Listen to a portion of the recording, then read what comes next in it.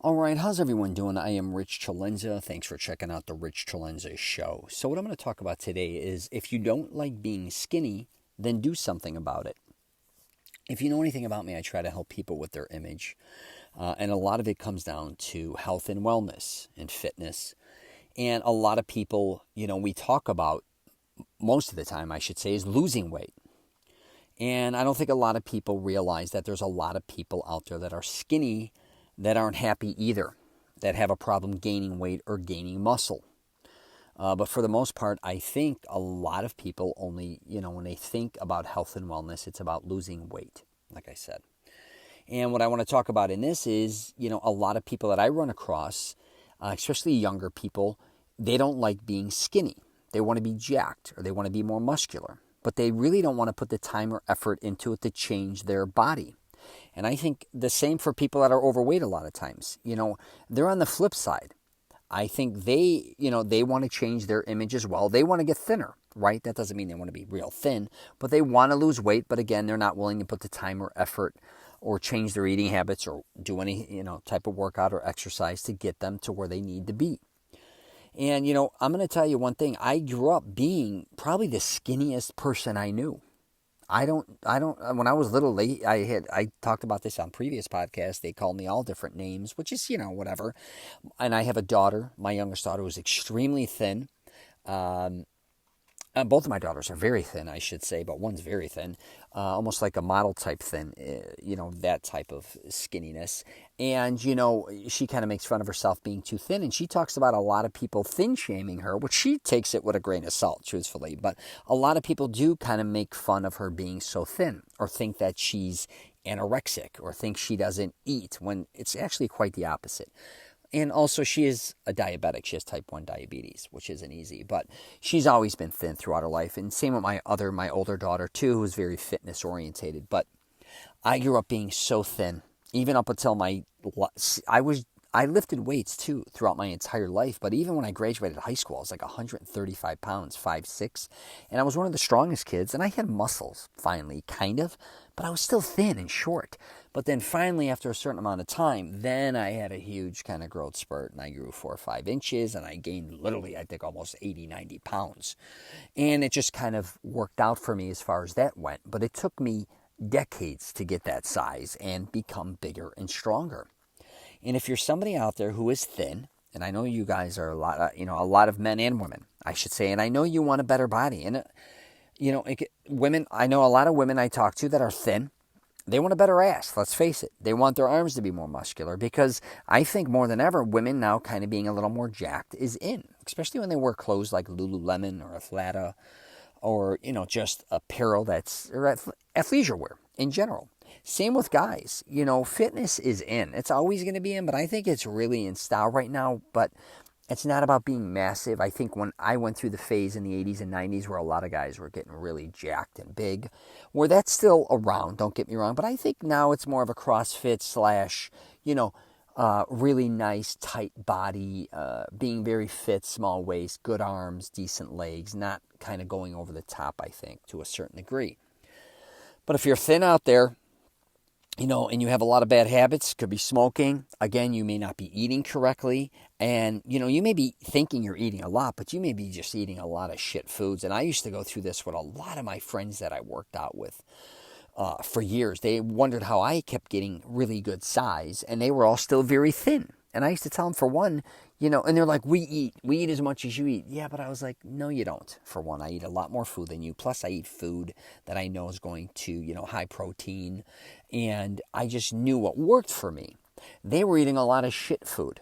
They also weren't working out or being as consistent as they they should be or wanted to be. A lot of them wanted quick fixes. A lot of them took steroids or thought just by taking supplements and doing all these other things. But a lot of it just came down to hard work with me eating and just working out consistently and kind of lifting heavier weights. If you are thin and you want to build more, muscle mass, you're going to have to hit the gym maybe a little harder. And a lot of people just really estimate their genetics. They think just because they're thin, they can't get bigger or they can't get stronger or they can't get jacked or ripped or build a better physique. It's actually, from what I've realized a lot of times, it's quite the opposite. Thin people have incredible genetics to work upon. They're just too lazy to do it. And also, they don't want to eat a lot of times, not only, the right food, but the amount of food. I see a lot of thin people, not to throw them under a bus, but I do see a lot of them. Back to smoking, I see a lot of them kind of drinking more than maybe they should, vaping, maybe doing some drugs, back to eating fast foods, and also eating like not consistently, like throughout the day. Also maybe kind of supplementing coffee a lot of times, and all these different types of things. And you just got to take an honest approach and say, man, if I really don't like being thin and I want to change my body, what can I do? And there's so much information out there, more than ever. And you could go to YouTube, obviously. You can listen to podcasts like mine and other people's as well. You can read. There's so many different things on self-help regarding all different types of things. So there's really no excuses. But if you definitely need help, please feel free to reach out to me. I know what it is to be thin. And I know what it is to it's not easy. And I did a podcast where a lot of times, say you do start working out and you're thin and you're eating better than ever. Maybe you're taking supplements and you're still not getting the results you desire. This can happen. I'm going to tell you right now. But I do think there's going to come a point in time, it's going to be like 1 week or 1 month, where all of a sudden you're going to start seeing a transition. Because you may work out for a year and really not see much. You may be gaining strength. You may have gained an inch here or a little size here, and but it's not what you're looking for, and you're like almost wanting to give up. These type of things take time. Now, I'm not saying it's going to take a decade, but it may take you a couple years. Also, what you may be doing to try to gain mass or getting bigger, stronger, you may not be doing the correct type of exercises. Maybe you should be lifting heavier weights, or maybe you should be doing more reps or more sets. I don't know, or different type of movements that are going to really benefit your genetics too. Because a lot of times, like I'll just tell you, my tries dwarf my biceps. So I started to work more on my tries, even though I used to work more on my bis because that was a weak, sticky point. And then finally I said, let me just, if I really go nuts on my tries, and boom, my tries started to grow.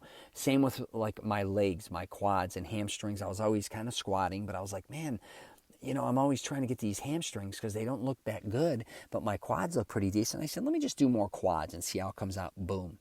So I took advantage of, I really figured out where's my strengths with my body as well, not just getting caught up with wanting to improve my weaknesses. And, I'm going to officially wrap it up with this. We are all different genetically. But if you look at a lot of people that are thin when they're younger, right, then look at them when they're, 20, 30, 40 years later. And you could see this, like, I don't care, in the 50s, 60s, 70s, 80s, especially guys that go in the military, and then you see them when they're older. You see that they gain the weight.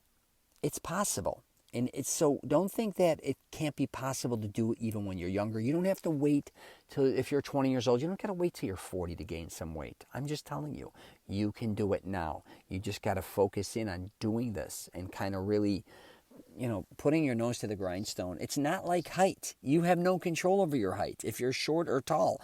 But what I do believe, a lot of times when it comes to our body, we can make our body bigger. We can make it thinner. We can do a lot of things to our body that we can control. So, got any questions or comments, please feel free to hit me up, rich@richcelenza.com. And what else was I going to say? Yeah, my website's richcelenza.com. And like I said, I deal with a lot of people with their image. And one of the things that comes up is a lot of guys not liking to be thin, and women.